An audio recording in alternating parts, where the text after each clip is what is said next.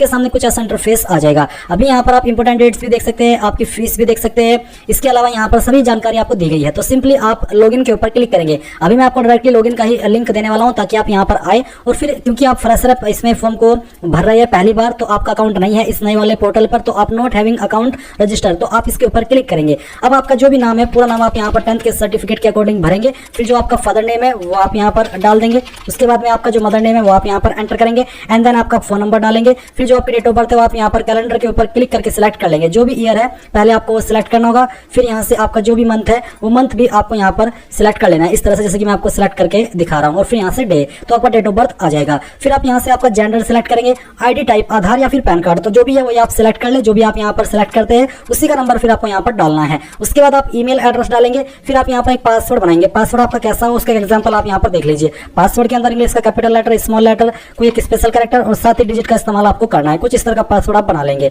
फिर ये जो जानकारी आपने भरी है सभी को डबल चेक करेंगे, क्योंकि बाद में एडिट का मौका नहीं मिलेगा। जब आपको लगे कि यहाँ सभी जानकारी बिल्कुल सही है तब आप रजिस्टर के ऊपर क्लिक करेंगे। अब गाइज आपके नंबर के ऊपर एक ओटीपी गया होगा, वो ओटीपी आप यहाँ पर डाल करके कंटिन्यू कर दीजिए, और कंटिन्यू करने के बाद में आपको आपका रजिस्टर नंबर देखने को मिलेगा। अभी आप यहाँ पर इसको नोट कर लेंगे या इसका स्क्रीनशॉट ले लेंगे। साथ ही ये नंबर आपको मैसेज के माध्यम से सेंड कर दिया है। तो अभी आप गो टू लॉगिन के ऊपर क्लिक करेंगे। जो आपका रजिस्टर नंबर है या तो वो, ये जो नंबर आपने यहाँ पर अभी रजिस्टर किया फोन का वो आप डालेंगे। फिर जो पासवर्ड अभी आपने बनाया वो आप यहाँ पर डालेंगे, एंड देन लॉगिन के ऊपर क्लिक करेंगे। अब आपके सामने यहाँ पर कुछ ऐसा इंटरफेस आ जाएगा जहां पर गाइज आपको देखने को मिल रहा है कि आप किसके ऊपर अप्लाई करना चाहते हैं। आपको बोला कि आपको सिर्फ वन टाइम राशन करना है, चाहे आप किसी भी लेवल पर अप्लाई करना चाहते हैं। यानी कि अगर आप तीनों पर अप्लाई करना चाहते हैं तब भी आप एक ही राशन से कर सकते हैं, और अगर आपको किसी एक पर अप्लाई करना है तब भी आप एक ही राशन से करेंगे। तो जिसके लिए भी आप एलिजिबल है, अगर आप तीनों के लिए एलिजिबल है तो आप यहाँ पर इस तरह सेलेक्ट करेंगे। जैसे अगर आप सिर्फ पीआरटी पर अप्लाई करें तो सिर्फ यही ऑप्शन है, कोई अतिरिक्त ऑप्शन नहीं है, आप सेव एंड कंटिन्यू कर देंगे। बट अगर आप टीजीटी पर अप्लाई करें तो फिर आपको यहाँ पर आपकी जो लैंग्वेज है वो आपको बतानी होगी।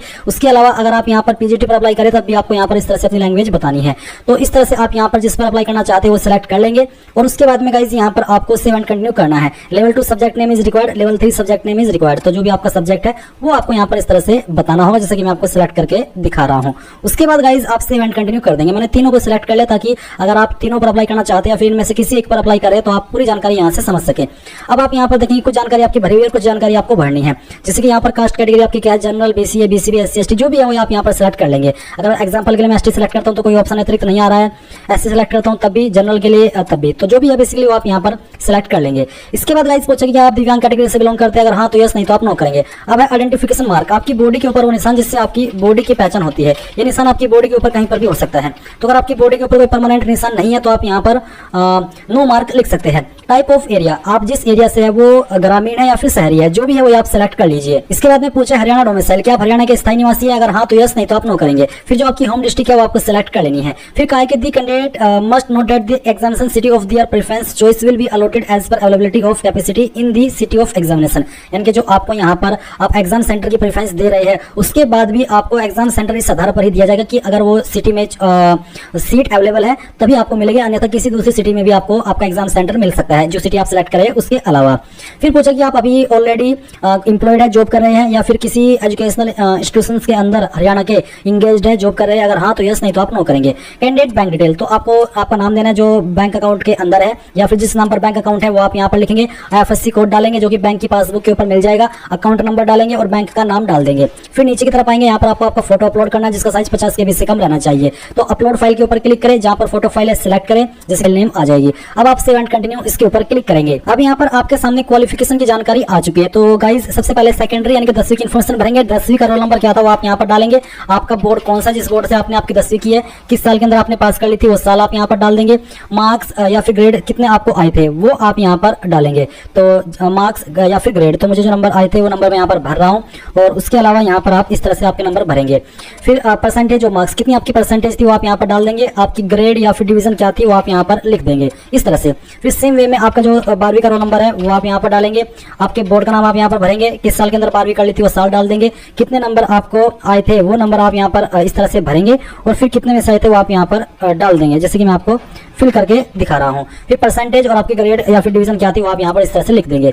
अब आती है हायर प्रोफेशनल क्वालिफिकेशन, तो आप यहाँ पर प्लस के आइकन पर क्लिक करेंगे। उसके बाद में एग्जामिनेशन लेवल पास, कौन सी क्वालिफिकेशन आपने पास की है उस क्वालिफिकेशन का नाम इस तरह से आपको लिखना है। फाइनल ईयर का रोल नंबर डालना है। इंस्टीट्यूट फ्रॉम विच पास, कहाँ से आपने पास किया उस इंस्टीट्यूट का नाम आपको यहाँ पर देना है।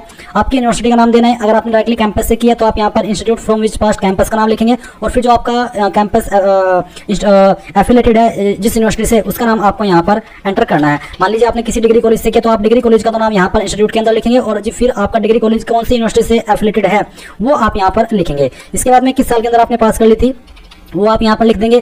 मार्क्स या फिर ग्रेड आपको कितने आए थे वो आपको यहाँ पर एंटर करने हैं। ये एग्जांपल के लिए मैं आपको यहाँ पर लिख करके दिखा रहा हूँ। परसेंटेज आप यहाँ पर लिखेंगे और आपकी डिवीजन या फिर ग्रेड क्या आती है वो आप यहाँ पर डाल देंगे। उसके बाद में आप प्लस के आइकन के ऊपर क्लिक करेंगे, जो आपके पास सेकंड क्वालिफिकेशन उस क्वालिफिकेशन का नाम लिखेंगे। और सेम वे में आपका रोल नंबर, आपके इंस्टीट्यूट का नाम, आपके यूनिवर्सिटी का नाम, पासिंग ईयर, आपके मार्क्स जो आए थे वो, आपकी परसेंटेज और फिर आपकी ग्रेड डिवीजन। तो जिस जो क्वालिफिकेशन आपके ऊपर मांगी है अप्लाई करने के लिए, जिसकी एक बार मैं आपको क्वालिफिकेशन पर लेकर के चलता हूँ। तो लेवल फर्स्ट पर 12वीं पास की योग्यता मांगी है, साथ ही बैचलर डिग्री यानी स्ट्रीम या फिर एपियरिंग टू ईयर डिप्लोमा यानी कि बी.एड या फिर DLED। लेवल 2 पर क्या मांगे वो आप देख सकते हैं, लेवल 3 पर क्या मांगे वो भी आप यहाँ पर देख सकते हैं। तो जो भी इन्फॉर्मेशन आपके अप्लाई वाले कोर्स पर एप्लीकेबल है उस क्वालिफिकेशन की जानकारी आपको देनी है और सेव एंड कंटिन्यू कर देना है। अब यहाँ पर आपके सामने एड्रेस का सेक्शन आ चुका है। तो आप यहाँ पर एक तरफ है परमानेंट एड्रेस और दूसरी तरफ है कॉरेस्पोंडेंस यानी कि प्रेजेंट एड्रेस। तो पहले परमानेंट एड्रेस भरेंगे, जैसे कि house number, ward number, village या फिर सिटी, फिर आपका पोस्ट ऑफिस, आपकी तहसील, आपकी डिस्ट्रिक्ट, आपका स्टेट। तो इस तरह से आपको यहाँ पर सभी जानकारी भरनी है। पिन कोड क्या है वो भी आप यहाँ पर डाल देंगे। और अगर आपका परमानेंट और प्रेजेंट एड्रेस एक ही है तो आप इस बॉक्स के ऊपर टिक कर देंगे, पर अगर अलग है तो अनटिक करके अलग से अपना प्रेजेंट एड्रेस भर सकते हैं। फिर आप सेव एंड कंटिन्यू इसके ऊपर क्लिक करेंगे। अब गाइस आपके सामने यहाँ पर इन्फॉर्मेशन सीट यानी कि जो भी जानकारी आपने शुरू से लेकर अभी तक भरी है उसका प्रीव्यू है। आप एक एक करके सभी जानकारी चेक करेंगे। जब आपको लगे कि सभी जानकारी सही है तभी आपको proceed for payment and declaration इसके ऊपर टिक करना है। नहीं तो आप एडिट के ऊपर क्लिक करके जो भी जानकारी आपको गलत लग रही है, कोई स्पेलिंग मिस्टेक लग रही है वो सही कर लेंगे। एंड फिर आप proceed for payment and declaration के ऊपर टिक करेंगे, यहाँ पर टिक करेंगे। उसके बाद में जो आपके जिन लेवल पर आप अप्लाई करें उसके ऊपर जो फीस एप्लीकेबल है टोटल वो आपको यहाँ पर देखने को मिलेगी। अब आप यहाँ पर पे के ऊपर क्लिक करेंगे। इसके बाद में आपको पेमेंट के पेज पर यहाँ पर ट्रांसफर कर दिया है। आप आपकी फीस यहाँ पर debit card, credit card, UPI card, net banking यानी कि इनमें से किसी भी माध्यम का इस्तेमाल करके जमा कर सकते हैं। जैसे आप यहाँ पर फीस जमा कर देंगे आपको इसी वेबसाइट के ऊपर डायरेक्ट किया जाएगा जहां से आपने फॉर्म फिल करना स्टार्ट किया था और आप अपने फॉर्म का फाइनल प्रिंट आउट ले पाएंगे। अगर किसी कारणवश फीस करते समय एरर आ जाता है और फीस कट जाती है और अपडेट नहीं होती तो आपको दोबारा से तुरंत फीस जमा नहीं करनी है। आप यहाँ पर अप्लाई ऑनलाइन लिंक ओपन करेंगे एंड देन गाइज यहाँ पर लॉगिन हो जाएंगे और लॉगिन हो जाने के बाद आपकी फीस का स्टेटस चेक कर सकते हैं और 24 घंटे वेट कर लेना है। अगर फीस तुरंत अपडेट नहीं होती है तो आपकी 24 घंटे में अपडेट हो जाएगी।